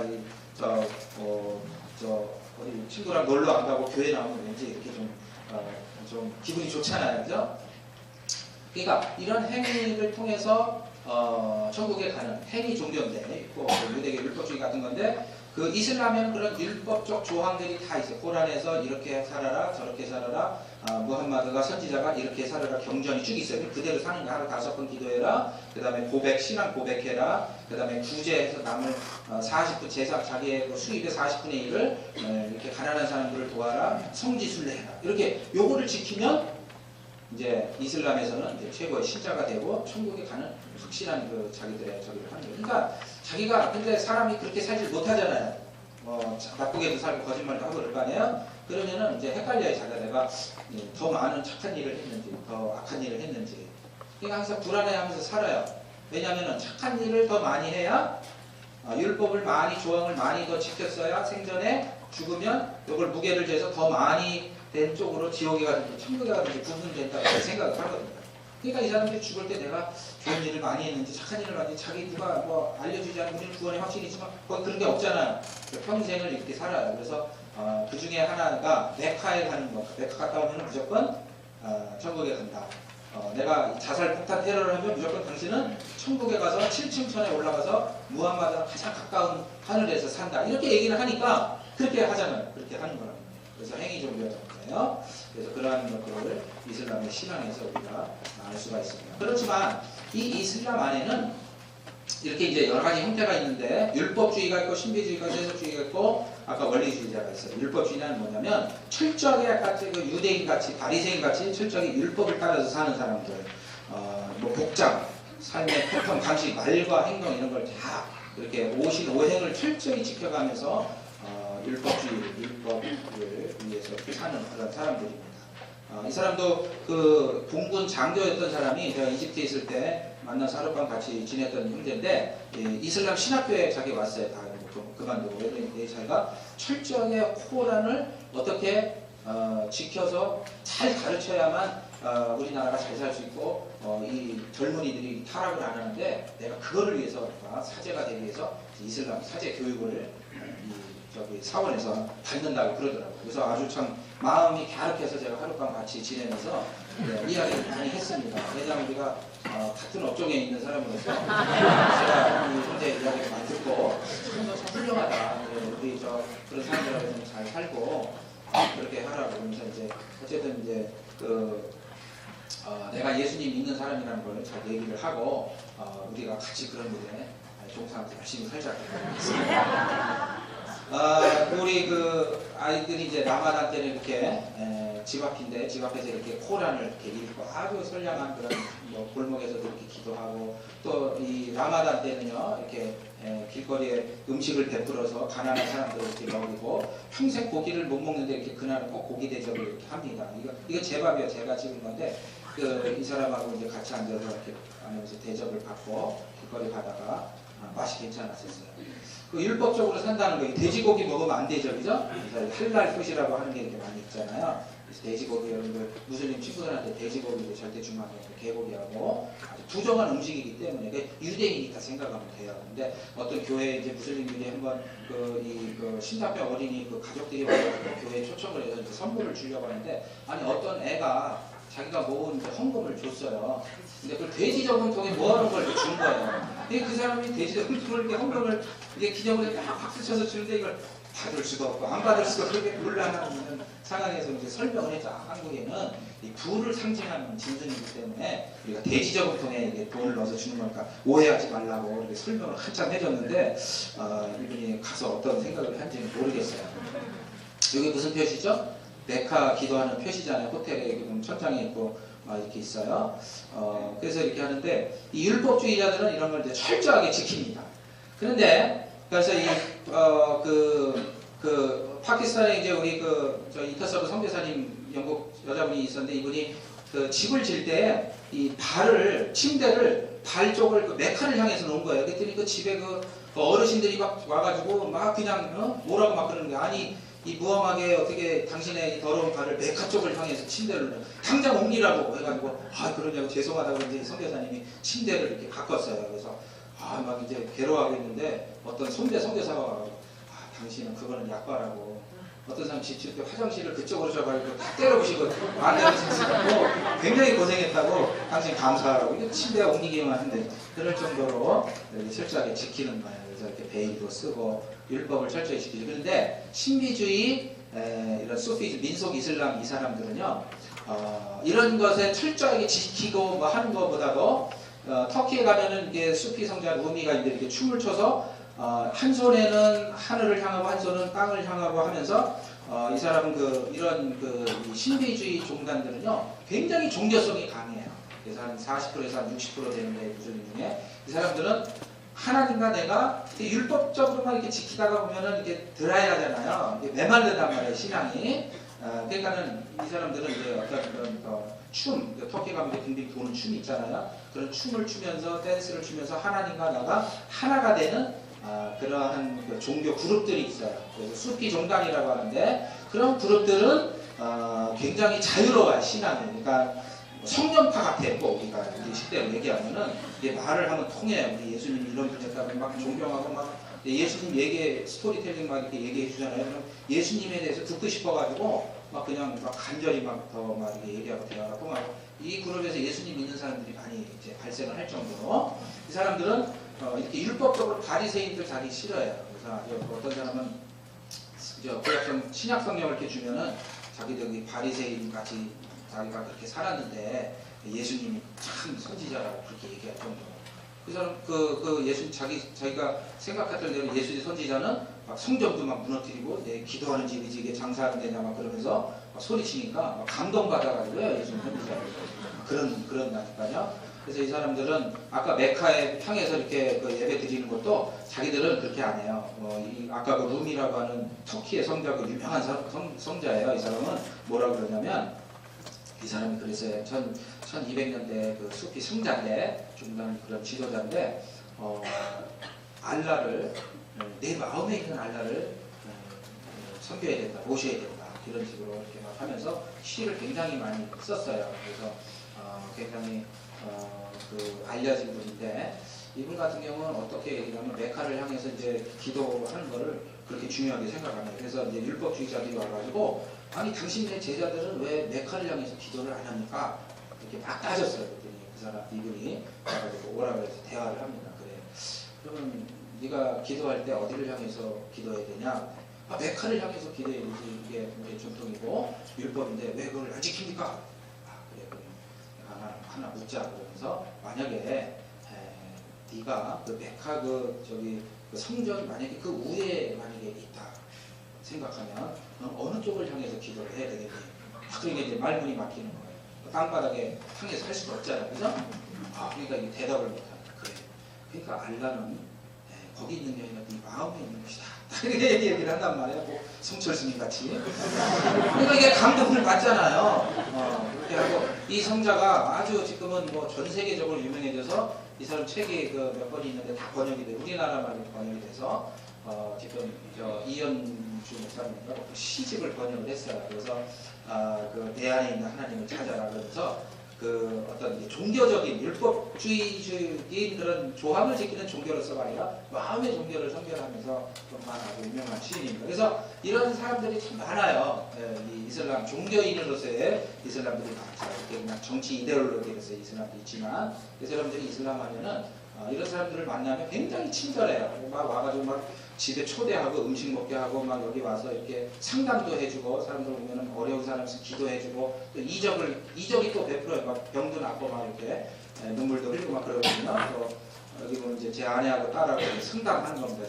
그러고 그러는 거예요. 알렉산드리아의 사당에서 그래서 방문하면 굉장히 친절하게 대해주고 있습니다. 이거 보면 메카 성전이거든요. 이 메카 성전에 이렇게 되면 이 안에 이렇게 들어가서 예배를 드릴 수가 있고 아까 흑색 돌이 여기 있고 여기가 한 14m 정도 되고 그런 건축물인데 이렇게 해놨어요.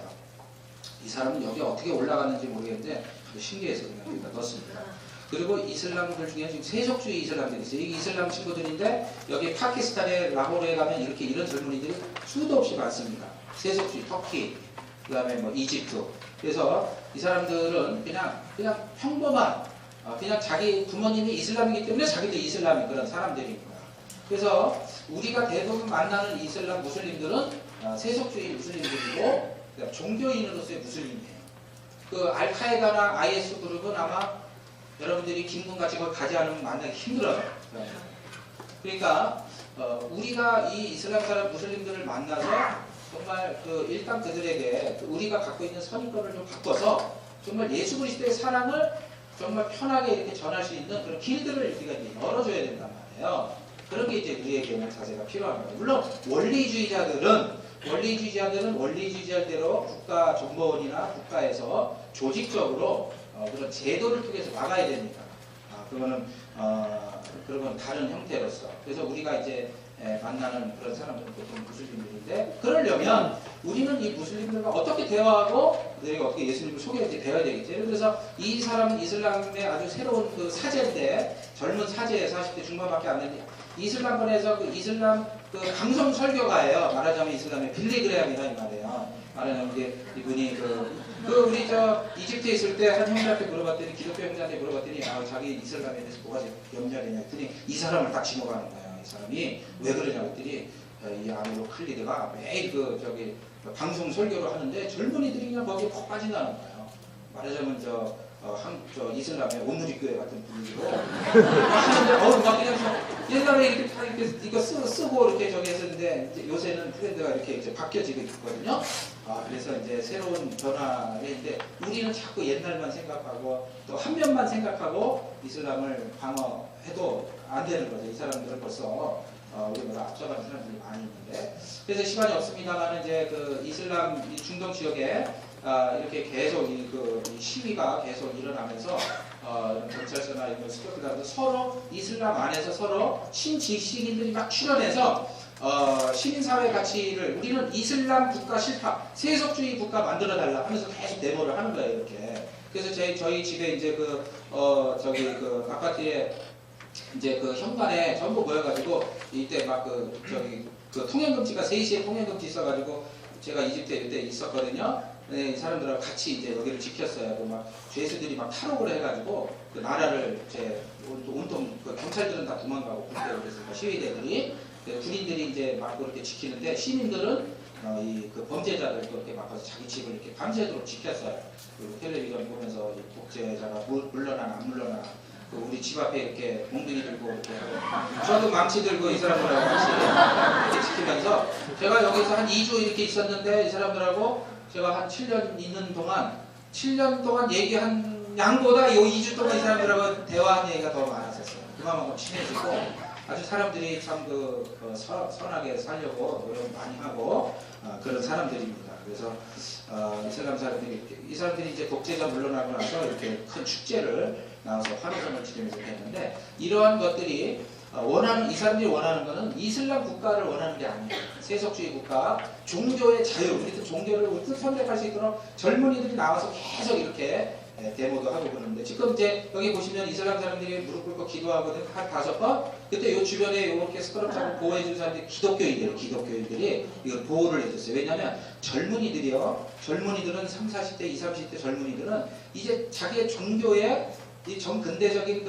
압박, 종교를 통해서 자기의 삶과 생각을 이렇게 압박하는 것에 대해서 반론이 있어가지고 이 지식인들이 서로, 요새 이제 인터넷 이런 많이 발달되니까 서로 우리 기독교다 이슬람이다 서로 판가름하지 말고 같이 손잡고 그렇게 하자 해서 이집트 나라를 우리 같이 한번 세워보자.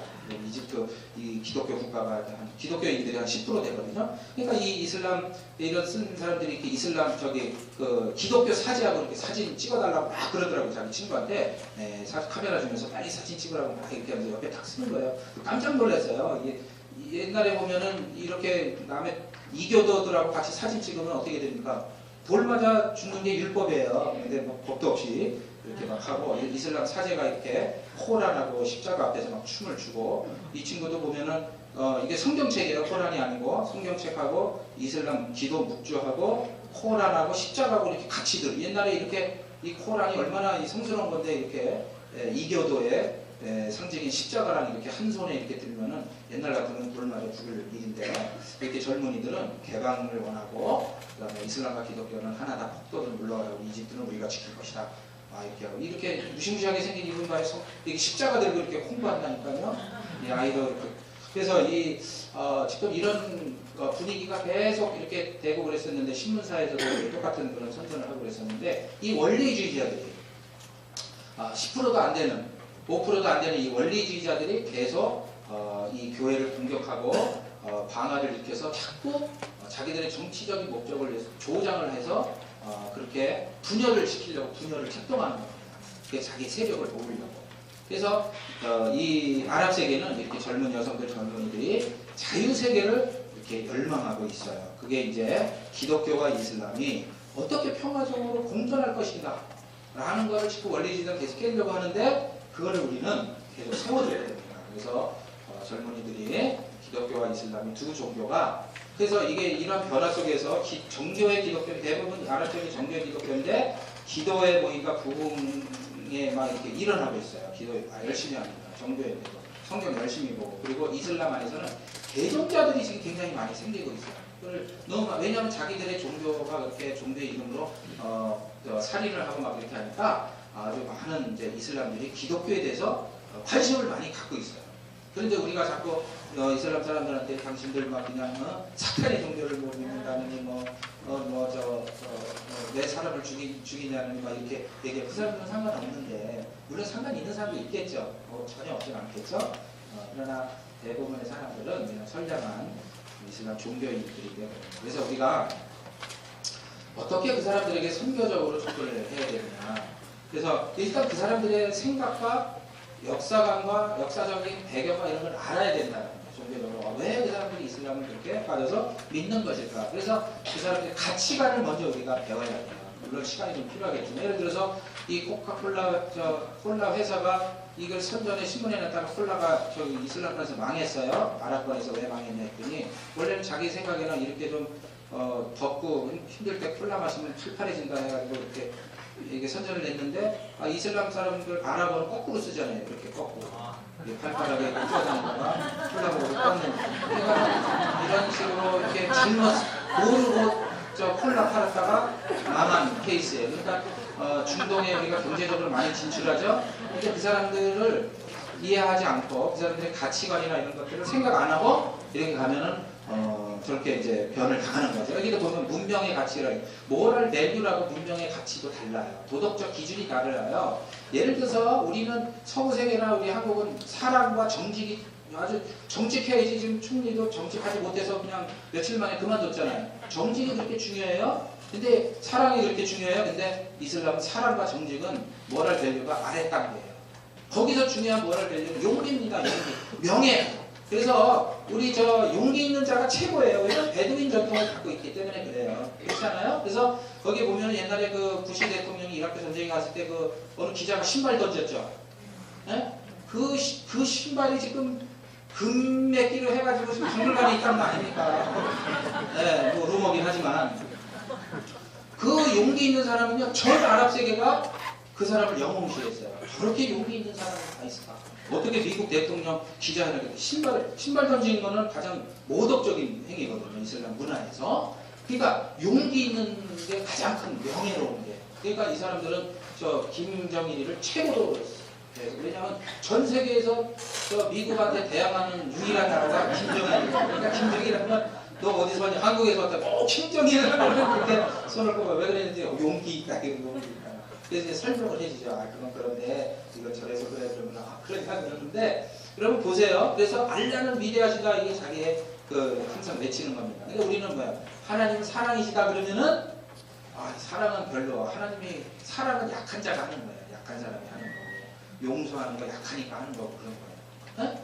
그런데 그래서 우리는 이 사람들의 가치관을 알면 하나님은 사랑이시다라는 걸 전할 때도 용기라는 이 사람의 문화의 가치관에 포장을 해서 전달을 해줘야 돼요. 예를 들어서 바라도 친구를 위해서 대신 죽을 수 있는 용기가 얼마나 큰 용기지 않냐? 이렇게 하나님의 사랑을 십자가라는 표현을 용기라는 포장지에 싸서 줘야 사람들이 이해를 한단 말이에요. 예수님이 자기 아들을 그렇게 죽이기까지 그 용기 있는 행위가 얼마나 그게 어려운 건지 아냐라고 하면은 그러니까 우리가 이슬람의 문화와 가치관을 알아야 된다는 거예요. 이게 뭐냐면은 지금 보세요. 이 미군이 이렇게 총 들고 이 사람 이렇게 아랍 사람이 이렇게 포로로 총 들고 있죠, 그죠? 어떤 생각 드세요? 이게 그럼 요건 어떠세요? 이 사람은 미군이 우를 주고 있어요. 그래서 사람들은 요것만 보면은 미군이 아랍 사람을 친절하게 하는구나. 아까 반대 거는 이렇게 못되게 하는구나. 그런데 결국은 이게 전체 그림은 이 모습이란 말이에요. 그래서 우리는 항상 요 면만 볼 수 있고 어떨 땐 요 면만 볼 수 있어요. 그죠? 모든 게 그래. 모든 시각이. 이슬람 선교든 뭐 북한 선교든 뭐 어떤 것들은 다 그렇거든요. 그래서 이것이 여러분들은 이 전체를 보고서 이 성경적 관점으로 판단할 수가 있어요. 그래서 우리가 한국교회가 만나는 무슬림들은 대부분 이제 한국 내에 한 20만 명이 이제 들어와 있어요. 무슬림 굉장히 많이 들어와 있어요. 유학생, 직장인, 종교인, 포교 활동하는 사람들 계속 들어오고 있습니다. 그러면서 한국교회가 이제 이 사람들을 계속 만나게 될 거예요. 그러면 우리가 왜 이렇게 사람들이 들어올 수밖에 없냐면은 우리가 생산 가능 인구가 1917년 계속 감소하고 있기 때문에 그래요. 그래서 5천만이 4,500만 되면 나머지 500만을 또 외국인으로 채워야 된단 말이에요. 그래서 사회적으로는 물론 원리주의자들의 정치적인 활동이나 이런 국제사회를 통해서 이 원리주의자들의 활동을 막아야 됩니다. 실제적으로. 그리고 이슬람 사회는 정상적인 이슬람 국가에 대해서는 이런 세계화와 법의 체계를 법의 지배 강화를 잘 제도적으로 세팅할 수 있도록 도와줘야 돼요.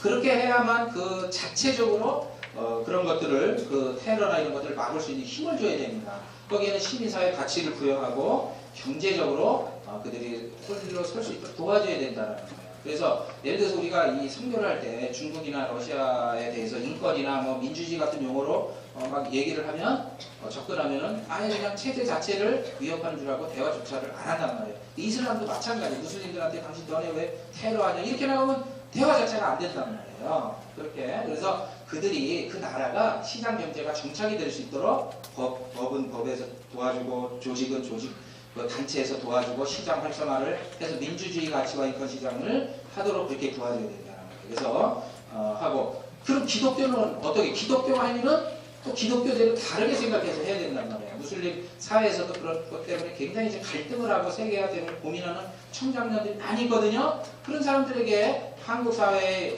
유사한 그런 모습을 전근대화를 탈피할 수 있도록 우리가 이제 조언해주고 도와주고 서로 인권과 가난 속에서 슬픔 당하고 있는 무슬림과 아픔을 함께하고 극단적인 용어는 이제 피해야 되죠. 이슬람 쓰나미가 몰려온다라든지 뭐 이렇게 하면은 자기들이 왜 이슬람 무슬림 쓰나미입니까? 한국에 돈 벌러 와서 우리들이 못하는 일 3대 업종에 들어가서 일하는데 막 쓰나미라고 화가 안 나겠어요? 그럼 아까 IS 대원들 같이 말해요. 그러니까 강한 반발을 하죠. 부정적인 결과를 가져오면 기독교가 그런 말 하면 안 되죠. 그리고 기독교가 이슬람과 비슷한 대결적 이념화로서 자꾸 기독교를 세력화해서 이슬람을 대항하려고 하면 안 됩니다. 이걸 뭐 이슬람을 대항하기 위해서 이슬람이 몰려오는 걸 대항하기 위해서 범교단, 범이슬람 무슨 대회 뭐 이런 거 말도 그렇게 만들어가지고 대항을 하면 이게 얼마나 부정적인 결과를 현대판 십자군 대항을 하자는 그런 것밖에 안 되니까. 그래서 교회는 이슬람과 무슬림을 잘 구분해서 이슬람의 원리주의 운동이나 이런 제도와 이런 것을 통해서 우리가 하도록 잘 지원하고 도와주고 우리는 무슬림들, 선교의 대상인 무슬림들을 이렇게 종교적인 그런 시각으로 보는 게 아니라 인간적인 그 삶의 다양한 시각으로 보고 일단 인간으로서 만나고 친구가 돼서 그들과 함께 같이 하나님에 대해서 이야기할 수 있는 터전을 마련을 우리가 먼저 해줘야 된다는 거예요.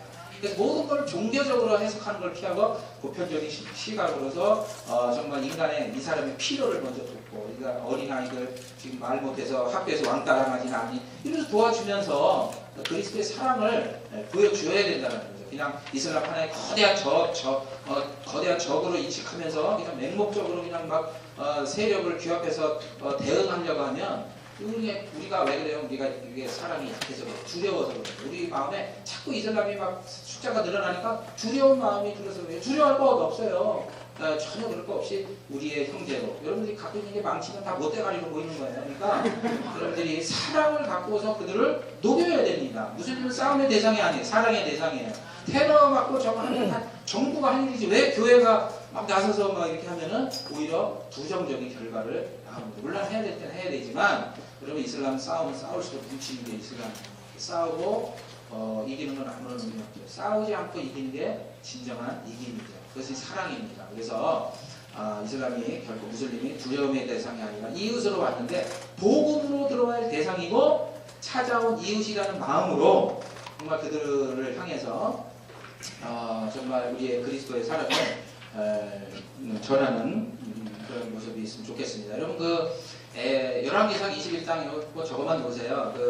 엘리야에게 하나님이 어떤 모습으로 이렇게 나타나는지 하는 모습을 여기 보면은 아하방이 엘리야 시대 때 아하방이 있었죠. 이세벨을 죽여서 종교를 완전히 우상 숭배하고 타락하게 만든 장본인이에요. 아합. 근데 그래서 아합한테 엘리야한테 하나님이 엘리야한테 아합에 가서 심판을 예언하라고 했어요. 망하게 될 것이고 다 개가 핥을 것이고 이렇게 다 죽을 것이다. 이 자손들 다 죽을 것이다 그랬더니 아합이 어떻게 했어요? 죄를 뒤집어 쓰고 회개를 하네요. 여기 21장 28절 회개를 했어요. 아합이. 이분이 회개를 하지 말아야 되거든요. 엘리야가 얼마나 당황했겠어요? 그렇지 않겠습니까? 여러분 그거 기억하죠? 28장에 보면.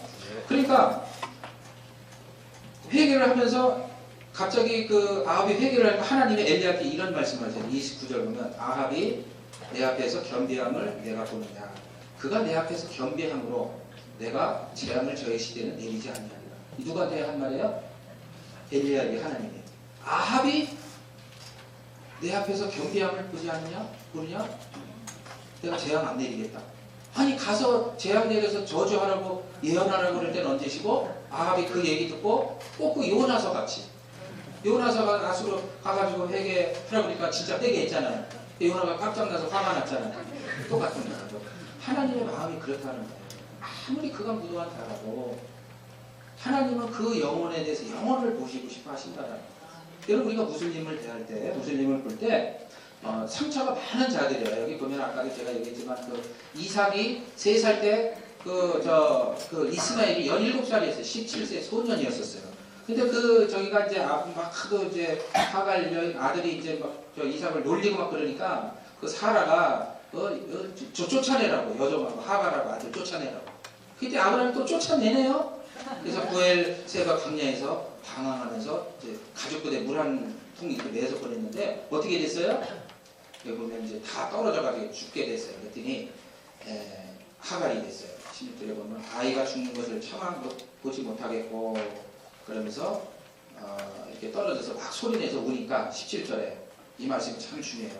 하나님이 어린 이스마엘이죠. 어린 아이의 소리를 들으셨으므로 그리고 하나님이 하갈의 눈을 열어서 샘물을 보고 가서 가죽 부대를 물로 채워 그 아이를 다시 마시게 해서 다시 아브라함에게로 돌아가게 하고 그 이후에 아브라함이 장사될 때 이삭과 이스마엘이 같이 만나서 아버지 장사를 하죠. 성경에 나오죠? 여러분 하나님의 마음이 그렇다는 거예요. 하나님이 어린 아이의 소리를 들으셨으므로 하나님이 이런 분이에요.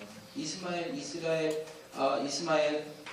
후손이 아랍 사람들이고 이슬람 사람들이다라고 그렇게 괄시하고는 안 돼요. 하나님은 이스마엘을 축복하셨어요. 네가 아브라함의 받는 축복까지 똑같이 그렇게 축복을 받을 것이다.